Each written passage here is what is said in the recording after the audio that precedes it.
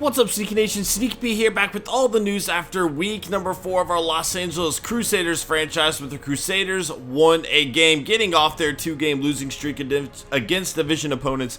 It was a huge win because not only did we beat a division rival, but we evened the series between us for the season. The Chiefs beat us in the first game, and we came back and beat them in the second game. Next up, we have our 4th straight division game, this time against the San Diego Chargers. We have yet to face them this year, and right now we're sitting at 1-2 in the division. So it's definitely going to be an important win, and especially in terms of getting some momentum moving on later on into the season. Let's go ahead and check out the new game prep. I did go ahead and use some of my Coach XP, and I spent it on developing players, so we should be getting more XP from developing at this point. And our pass D continues to struggle. We're going to continue to work on them. Now, we did get a lot of experience through that last game. That was definitely good, or a lot of interceptions, I should say. Do I want to put some time into Reed as well? Campbell's just not going to get a whole lot of points from it. Azur and Sherman are definitely going to get a lot, and Reed's going to get a fair amount, and I just need to improve my secondary. Something needs to change, and I feel like they all seem to be getting less. That's so weird. They should be getting more. But we need to figure something out. You know, teams have just been picking our defense apart. And granted, we've been playing some great quarterbacks. You know, the last 3 weeks we've played Tremaine Small twice. He's a 99 overall. As well as Chaz Jenkins, who's a 99 overall. So that's a big reason for it, a big part of it. However, Jimmy Mosley's struggles are getting to be very concerning. He gave up another big touchdown play, something he easily should have been able to break up. He just got burned by Jawan Sellers, and he seemed to slow down by the end of the play. I'm not quite sure what that was about. It's something we need to keep an eye on. I mentioned it before, you know, I'm considering benching him just to see if Tarpley's going to give us something more. It wouldn't necessarily make sense based on their ratings, but I said at the very first episode of this series, you know, I don't care about ratings. I care about performance. And because of that, you know what, we're going to make the change. Jimmy Mosley has not been performing for us, and this might not be a permanent change. This is something that we could turn around next week and change it right back. But I feel like Tarpley should at least have an opportunity. Jimmy Mosley has been just dropping the ball big time so far this season. He gave up a lot of big plays against the Broncos. He just gave up a huge play against the Chargers. And we're going to see if Corey Tarpley will step up and make some plays. You know, it's worth a shot. Give him an opportunity and see what he can do with it. If he doesn't capitalize with the opportunity, we go back to Jimmy Mosley. But right now, it's worth at least testing it out, seeing what's going on. Reynard Ray got hurt last game. Let's see what's going on there. And he is going to be out for 2 weeks. So we are missing, you know, pretty much the captain of our defense for the next 2 weeks. And one of the best players on our offense for 6 more weeks. And that's still such a huge loss. We saw Jacob Moody step up big time. That was huge for us. But it's still concerning. It's still something to kind of keep an eye on. We'll see what happens, though. Reynard Ray, you know, his injury means Deshaun Beckwith, the other rookie middle linebacker that we picked up, is going to get an opportunity to show what he can do. We are actually pretty impressed with him throughout the preseason. So it'll be nice to kind of see what he can do with some real opportunities. Everybody in the division is tied at 2-2 except for the Broncos, 4-0. And it is going to take a lot for us to catch the Broncos. I mean, we know what this team's capable of doing. We tend to have a very good record at the end of the season, at least we did last season. Now, we have some big shoes to fill with some replacements going on this year, especially on the defensive side of the ball, and that's kind of been a struggle for us so far.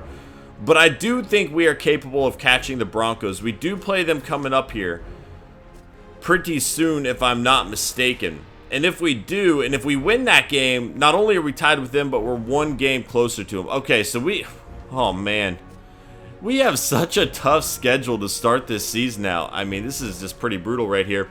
Another division game on the road against DeJon Galvin and the Patriots. We know they're a very good team. We got the Chargers again. Again, any given Sunday in a division matchup is going to be huge. And then our last game of the entire division for the season is week number 9 at the Broncos. We're on the road there. We've kind of struggled on the road. This goes back, if you look at the preseason, we lost our 2 road games. We've lost our first road game here in the regular season, and 4 of our next 5 are going to be on the road. That's definitely concerning, especially when you're playing teams like the Patriots and Broncos. It's going to be interesting to kind of see how this team holds up. Are they ready for the matchup, or, you know, are we going to fall down into the point where we're fighting for a wild card spot? Hopefully that's not going to be the case. Let's check out the awards here. Weekly awards, and Christine Michael, 22 carries, 89 yards, 3 touchdowns for him. Duncan for the Buccaneers, 5 tackles, 2 interceptions.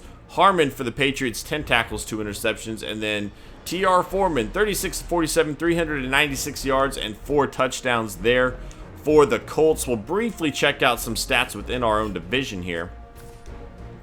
We'll check that out. Uh-oh. I thought a sneeze was coming, but we're good. We're good. All right, let's check this out. AFC West. And Stuart Denny leading the way with 109.1 quarterback rating, a little over 1,200 yards, 11 touchdowns, 6 interceptions for him. Chaz Jenkins, 106.5 quarterback rating, a little over 1,200 yards. In fact, Stuart Denny has thrown 1 more yard than Chaz Jenkins. 8 touchdowns for Jenkins, only 3 interceptions for him, though. Casey Kitchens played a little bit against us in that first matchup. 101.2 quarterback rating for him, 98 yards, 1 touchdown, 1 interception. Tremaine Small at 97.8, over 1,200 yards. In fact, he leads our division in passing yards, 9 touchdowns, 7 interceptions for him. And then Mitch Farrell, the now second-year player who we are about to see in this next matchup, 87.2 quarterback rating, 889 yards, 6 touchdowns, 2 interceptions. Devin Golden, nobody's even close to him right now. He is having a monster season for us. 5.6 yards a carry, 3 touchdowns for him. Le'Veon Bell with 4 touchdowns. Terrace Crisp with a touchdown, 3.3 yards a carry. Junior Mitchell dominated us in that first matchup. He really didn't have a whole lot of an impact in that second one, though, which is kind of to be expected from a rookie. You know, you kind of expect to see flashes of what the future may hold, mixed with some rookie games where he's just not going to look that good. Monte Ball had 3 touchdowns, and DeMarco Murray had 3 touchdowns for the Chargers. Receiving the ball, Jawan Sellers leading the way with 29 catches. Jabbar Gray with 28. Kenny Green, the rookie tight end for the Broncos, with 28 as well. Cody Latimer and Mike Wallace each with 27. Yacob Moody, 26. Brandon Marshall, 22. Okoye Walls at 21. Keyston Mack down here at 14, but he was injured for that last game. 5 touchdowns for Jawan Sellers, 3 for Le'Veon Bell out of the backfield, 2 for Green. We have quite a few players here with 2. Defensively, let's see what we got. Donald Butler leading the way with 50 tackles. Sean Lee, 36, tied with Terry Fuller there. Sacks, we have Matthew McCown with 4 and Khalil Mack with 4. Raynard Ray with 3. Butler, Quinn, Trevathan, a few others with 2 here. I'm just going to butcher that name if I even attempt it, so let's move on. Raheem Moore with 3 interceptions. Sean Lee with 2. Shamari Sherman with 2. And that could be so much more. I mean, there's so much potential for this guy. And Sam Shields with 2. Fumbles forced. I don't even feel like we forced a fumble this entire season. Okay, we did. Matthew McCown. Maybe in that first game, that first game we forced 3, and I don't think we have forced a single one since. Fumbles recovered. Sean Lee, Hudson, and Gibson. Any blocks? 1 block for Turner for the Broncos there. No safeties and no touchdowns in the division so far, guys. That's going to be it for this episode. I hope you enjoyed. If you did, please hit that like button. It helps me out a lot. And I will see you guys in Week 5 as we take on the San Diego Chargers. Later.